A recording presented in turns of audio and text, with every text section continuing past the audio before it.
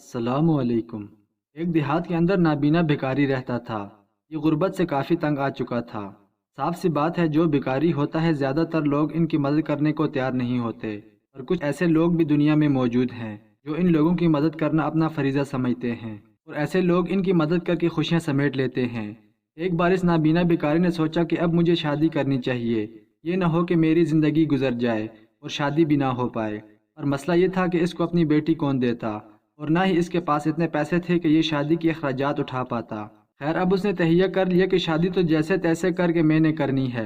अब ये रोज़ाना सुबह सवेरे उठकर भीख मांगने के लिए चला जाता, ताकि जितना हो सके ज़्यादा से ज़्यादा रकम इकट्ठी कर लूँ, जिससे शादी करने में आसानी हो सके। एक दिन ये सुबह सवेरे उठकर भीख मांगने के लिए बाहर आ गया। ये एक रास्ते से गुजर रहा था तो वहाँ पर उसे एक हवेली नज़र आई। उसने जाकर वहाँ पर आवाज़ लगाई कि कोई है जो मुझ गरीब की मदद कर सके। कुछ ही देर बाद एक आदमी बाहर आ गया और आकर उसने भिखारी को कुछ पैसे दे दिए। ये पैसे लेकर उसको दुआएं देने लगा और उसके हाथ से चला गया।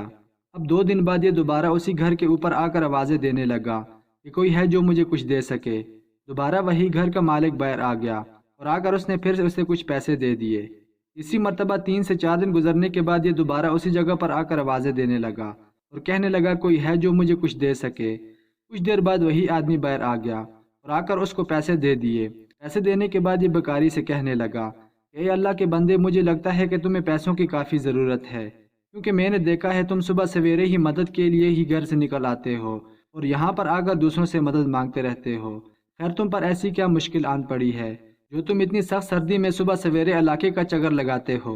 भिखारी ने जब उस बंदे की बात सुनी तो उससे कहने लगा कि जनाब, कोई भी बंदा भीख मांगने के लिए किसी दूसरे के आगे हाथ फैलाने के लिए सर्दी गर्मी नहीं देखता। ये तो इंसान को मजबूरी ही दूसरे के आगे हाथ फैलाने पर मजबूर कर देती है। वैसे भी अब मेरी मजबूरी सबसे ज़्यादा ये है कि मेरी उम्र ढलती चलती जा रही है और ऊपर से मैं नाबीना भी हूँ। अब मैं लकड़ी के सहारे चलकर इधर उधर भीख मांगता रहता हूँ और मुझे शादी भी करनी है, इसलिए मैं पाई पाई करके पैसे इकट्ठे कर रहा हूँ। अब ये ना हो मेरी उम्र ढल जाए और शादी ना कर सकूँ। अब ये भी तो फरीज़ा है जो कि मैंने अदा करना है। उस आदमी ने जब भिखारी की दास्तान सुनी तो उससे कहने लगा कि बात तो तुम्हारी बिल्कुल ठीक है, चलो उम्मीद करते हैं तुम्हारी शादी हो जाए, जो किस्मत को मंजूर होगा वही होगा। एक दिन ये घर का मालिक बाहर बाजार के अंदर सामान लेने के लिए गया हुआ था। ये जब सामान ले रहा था तो इसके पास एक बुजुर्ग भिखारी आ गया और आकर उससे कहने लगा कि ए अल्लाह के नेक बंदे, मेरी मदद करो, मैंने अपनी बेटी की शादी करनी है, मेहरबानी करके मुझे कुछ पैसे दे दो। उस आदमी ने बुजुर्ग को पैसे दे दिए और उससे कहने लगा कि जनाब, क्या आपको अपनी बेटी के लिए रिश्ता आया है? भिखारी बुजुर्ग ने जब ये बात सुनी तो मुस्कुराकर उससे कहने लगा, साहब क्यों मजाक करते हो, हम जैसों के पास आसानी से रिश्ते नहीं आते। मैं अपनी बेटी के लिए एक एक पाई इकट्ठी करके एक तरफ रख देता हूँ, ताकि अगर कल को कोई रिश्ता भी आ जाए तो चलो उसको 2-4 कपड़ों में खुशी के साथ रुखसत तो कर सकूँ। जब उसने बुजुर्ग भिखारी की दर्द भरी दास्तान सुनी तो ये उनसे कहने लगा, बाबा जी, अगर आप चाहें तो आपकी बेटी की शादी हो जाएगी, क्योंकि मैं एक ऐसे बंदे को जानता हूँ जिससे आपकी बेटी की शादी हो सकती है। अगर आप इजाज़त दें तो मैं उस बंदे को आपके पास लेकर आ सकता हूँ। बुजुर्ग भिखारी ने पूछा कि बेटा, वो बंदा कौन है जिससे आप मेरी बेटी की शादी कराना चाहते हैं? ये कहने लगा कि वो नाबीना भिखारी है, वो मेरे घर के बाहर आकर अक्सर भीख मांगता रहता है। अगर आप चाहें तो मैं आपकी बेटी की शादी की बात इससे कर सकता हूँ। बुजुर्ग भिखारी ने इससे कहा, चलो ठीक है बेटा, तुम पहले उसे मुझसे मिला दो। बुजुर्ग ने उसे अपनी एक जगह का पता दे दिया कि फलां जगह पर हम झोंपड़ी में रहते हैं। उस आदमी ने बुजुर्ग से कहा, ठीक है बाबा जी, मैं उससे बात करके आपके पास आऊँगा, अगर किस्मत में हुआ तो दोनों एक दूसरे का साथ निभाएंगे। ये आदमी बुजुर्ग की झोंपड़ी का पता मालूम करके वापस घर चला आया।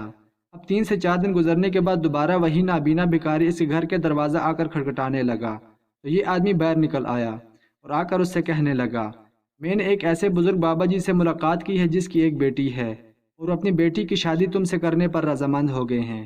फलां जगह पर वो झोपड़ी लगाकर बसेरा करते हैं, अगर तुम चाहो तो मैं वहाँ पर जाकर इनसे तुम्हारी मुलाकात करा सकता हूँ। नाबीना भिखारी कहने लगा कि जनाब, अगर ये आप चाहते हैं तो आपकी निहायत ही मेहरबानी होगी, आपकी वजह से मेरा घर बस जाएगा। अब ये आदमी और नाबीना भिखारी इकट्ठे घर से निकलकर बुजुर्ग की झोपड़ी की तरफ चल पड़े। कुछ देर बाद सफ़र करने के बाद ये वहाँ पर पहुँच गए। झोपड़ी के बाहर रुक कर उस आदमी ने आवाज़ लगाई तो बुजुर्ग बाहर आ गया। जब बुजुर्ग ने उस आदमी को देखा तो पहचान गया कि ये वही है जो मुझे मार्केट के अंदर मिला था। उसने उन दोनों को झोपड़ी के अंदर बिठा दिया। अब उसने बुजुर्ग भिखारी से कहा कि मैंने आपको इस भाई के रिश्ते की बात की थी, यही बंदा है जो आपकी बेटी से शादी करने के लिए रजामंद है। अगर आप चाहते हैं तो मैं निकाह ख्वाह को कल ही लेकर आ जाऊंगा।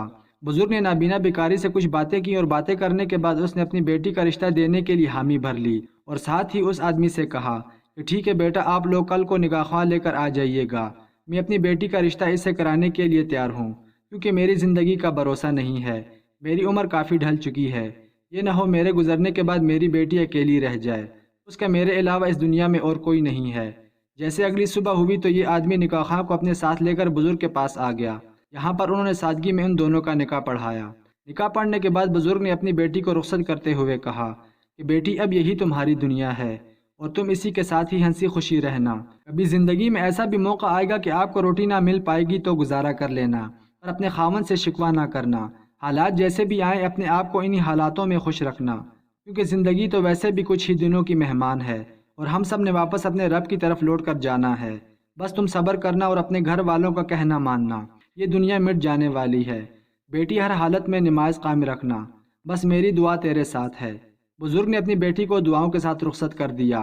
نابینے بھکاری نے اس آدمی کا شکریہ ادا کیا اور کہنے لگا کہ جناب، اگر آپ نہ ہوتے تو میرا گھر نہ بس پاتا، آپ کی مہربانی کی وجہ سے میری شادی ہو گئی اور میرا گھر بس گیا، جبکہ میری بینائی نہ ہونے کی وجہ سے میں کافی مشکلات کا شکار تھا، اب میری بیوی آ چکی ہے، اس کی وجہ سے میری کافی مدد ہو پائے گی۔